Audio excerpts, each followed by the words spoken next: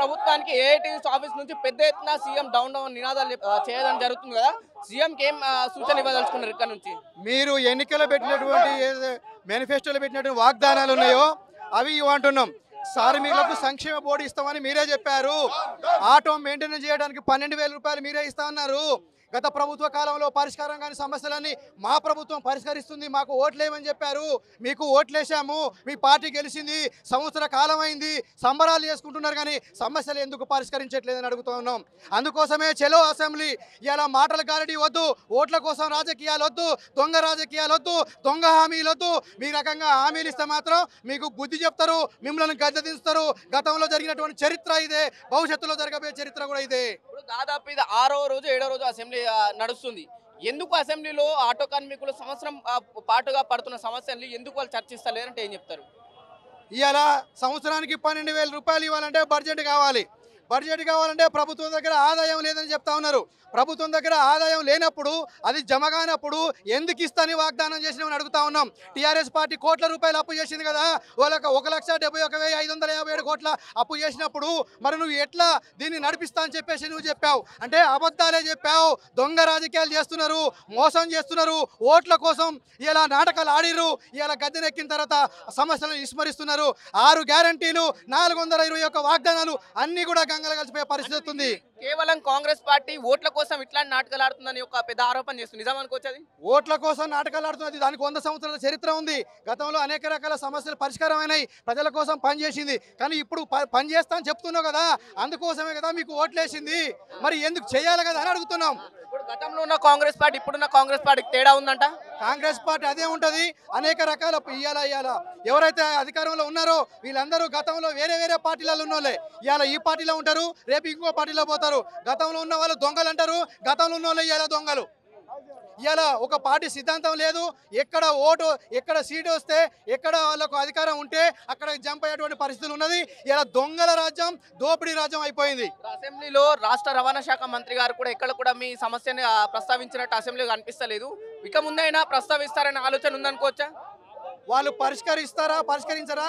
పరిష్కరించకపోతే వాళ్ళకే నష్టం జరుగుతున్నది. పరిష్కరిస్తే డ్రైవర్ల సమస్యలు పరిష్కారం అవుతాయి. పరిష్కారం చేయకపోతే సంఘాలుగా మేము ఉన్నాం. ఇవాళ మేము అందరం ఆటో డ్రైవర్లమే, ఆటో సంఘాల నాయకులుగా ఎదిగాము, ఆందోళన చేస్తాము, పరిష్కరించుకుంటాం.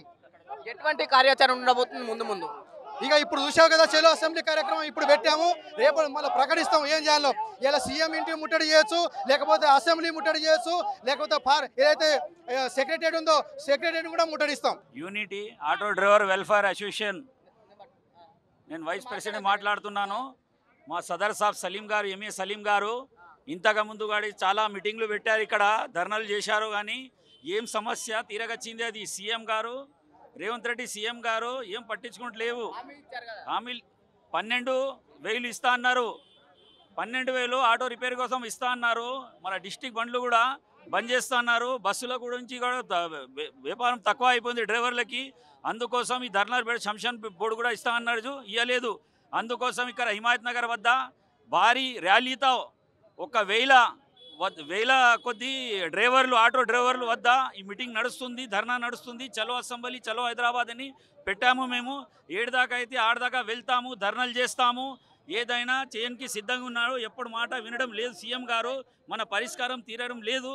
ఎందుకంటే వాళ్ళకి వినబడడం లేదా? ఎందుకు ఆటోలకి ఎందుకు తక్కువ చూస్తున్నారు? ఓట్లు వేసుకున్న జనం నమ్మి డ్రైవర్లు గారు మా బాధలు కనిపించకొచ్చిన వాళ్ళకి అందరి బాధల కోసం మేము పోరాడుతున్నాం. మా ప్రెసిడెంట్ గారు పొన్నం ప్రభాకర్ గారు, మినిస్టర్ గారు పిలిచారు. 7th నాడు ధర్నాలుండే, ధర్నా క్యాన్సిల్ చేసిన తర్వాత వాళ్ళ మాట నమ్మి మేము ధర్నా క్యాన్సిల్ చేసినాము. క్యాన్సిల్ చేసిన తర్వాత ఇంకా మా తీరలేదు.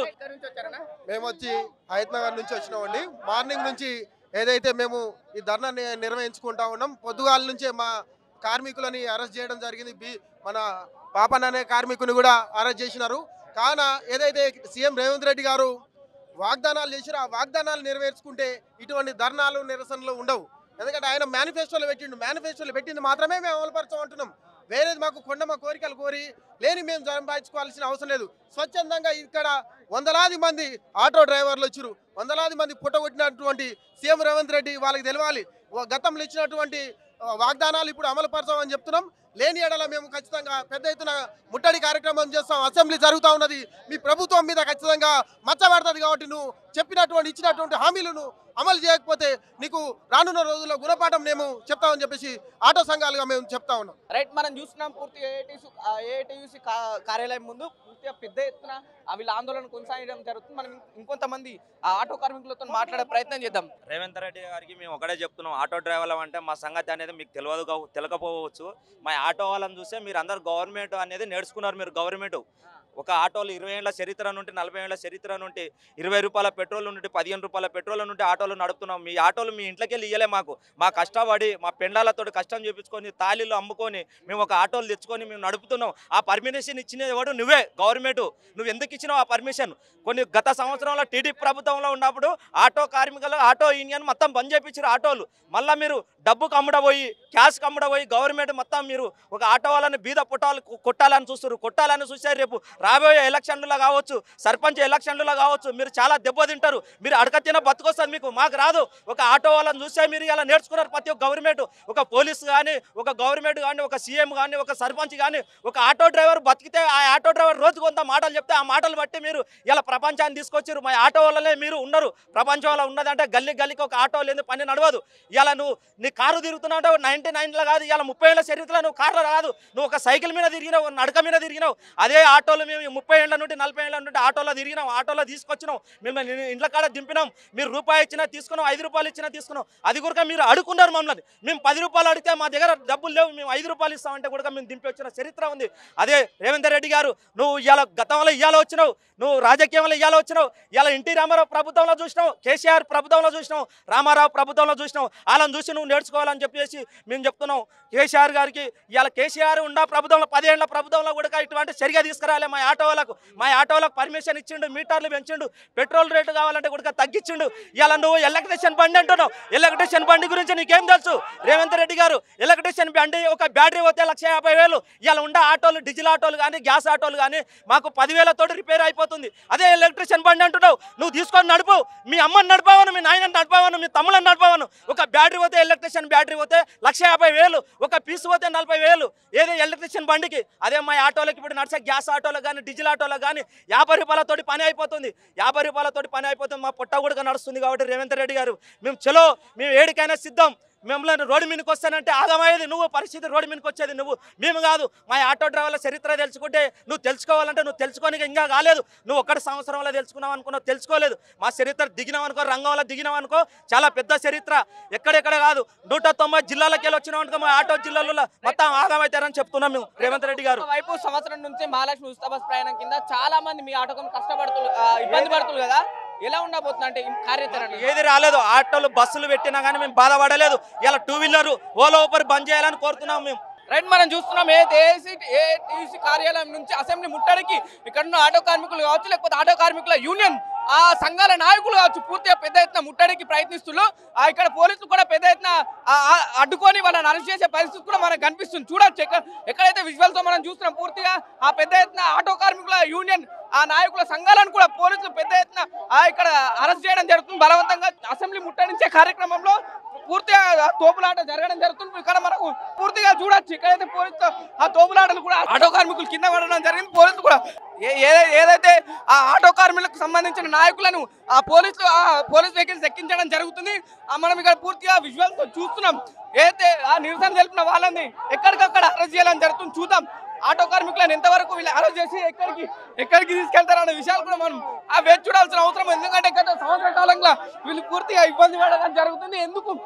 ఎందుకు మా సమస్యలు పరిష్కరిస్తలేరు, ఎందుకు అసెంబ్లీలో కూడా మా సమస్యల గురించి మాట్లాడతలేరు ఆ విషయాలు కూడా మీరు ఆ తెరపైకి తీసుకురావడం జరుగుతుంది. పరిస్థితి అంటే ఇక్కడ మీడియా వాళ్ళని కూడా కొంతమందిని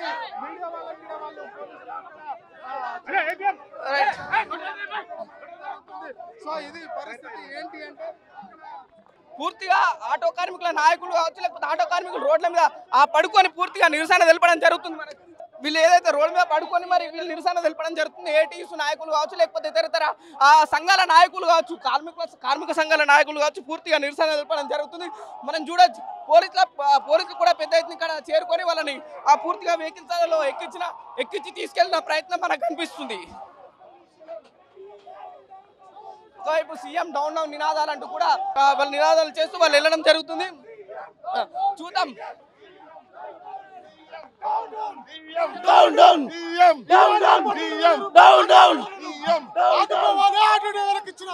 హామీలను అమలు చేయాలని ఈరోజు కార్యక్రమాలతో పెట్టడం జరిగింది. డౌన్ డౌన్ ట్రాన్స్పోర్ట్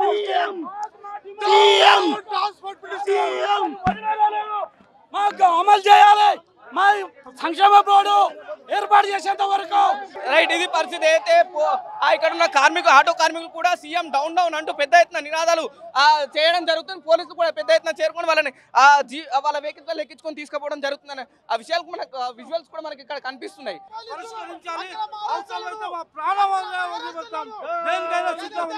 ఆటో కార్మికుల సమస్యలను వెంటనే పరిష్కరించాలి. ఆటో కార్మికులకు సంక్షేమ బోర్డు ఏర్పాటు చేయాలి. ఆటో కార్మికులకు మీటర్ ఛార్జీలను వెంటనే పెంచాలి. ఇదే మా డిమాండ్ సార్. మనం చూస్తున్నాం వాళ్ళ ఆటో కార్మికులకు ఒకవైపు ఏ విధమైన హామీలు కూడా కల్పించకుండా ఇంకోవైపు వాళ్ళని అక్రమంగా అరెస్ట్ చేస్తున్నారని చెప్పేసి ఆటో కార్మికులు కూడా చెప్పడం జరుగుతుంది. వాళ్ళతో పాటు నాయకులను కూడా పెద్ద ఎత్తున గందరగోళంగా ఉన్నా కూడా వాళ్ళని అరెస్ట్ చేయడం జరుగుతుంది. చూద్దాం ఇప్పుడైనా అసెంబ్లీలో వీళ్ళ సమస్యను చర్చిస్తారా లేకుంటే ఇలానే వదిలేస్తారా అనే విషయాలు కూడా మనం వేచి చూడాల్సిన అవసరం. మనం ప్రస్తుతం అయితే ఏఐటీసీ కార్యాలయం దగ్గర హిమాయత్ నగర్ ఇక్కడ నుంచి అసెంబ్లీ ముట్టడి కార్యక్రమంలో వీళ్ళు బయలుదేరిన సమయంలో పోలీసులు పూర్తిగా వాళ్ళందరినీ అరెస్ట్ చేయడం జరిగింది. నాయకుల్ని కావచ్చు, ఆటో కార్మికుల సంఘాల నాయకులు లేకపోతే ఆటో కార్మికులందరినీ పోలీసులు అరెస్ట్ చేయడం జరిగింది. కెమెరామెన్ కిరణ్తో పవన్, మిర్రర్ టీవీ, హైదరాబాద్.